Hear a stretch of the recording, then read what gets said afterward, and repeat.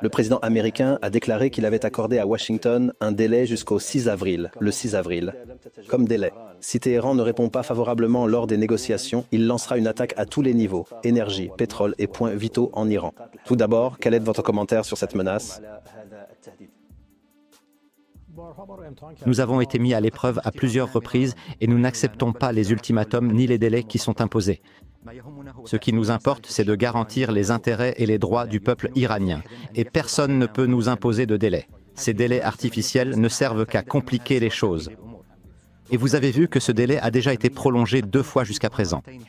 C'est pourquoi je pense que le président des États-Unis doit fondamentalement changer d'approche, car on ne peut pas s'adresser au peuple iranien avec le langage de la menace ou en parlant de délai.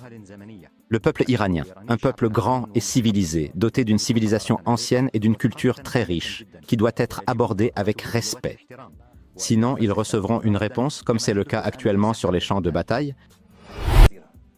Merci beaucoup, je suis heureux d'être à nouveau avec vous. Maintenant, Monsieur le ministre, parlons des négociations.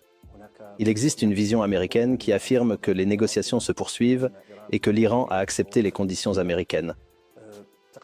Quelle est votre évaluation de cette position iranienne? Comment l'apercevez-vous? Au nom de Dieu, le tout miséricordieux, le très miséricordieux. Les négociations, en tout cas, ont leur propre définition dans la littérature des relations internationales. Elles ont lieu lorsque 2 pays s'assoient face à face. Dans le but de parvenir à un accord, une telle situation n'existe pas actuellement entre nous et les États-Unis.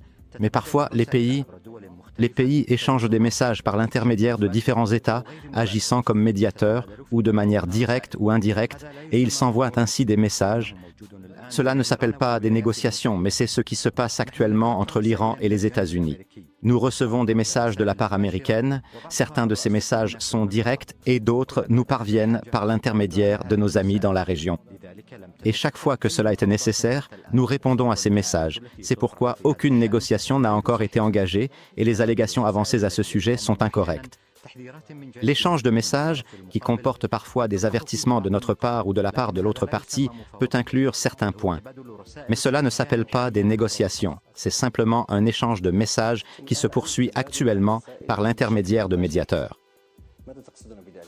Vous venez de parler d'un échange de messages directs. Qu'entendez-vous par là? Y a-t-il une communication avec des parties américaines ou non? Est-ce le même échange par l'intermédiaire de médiateurs?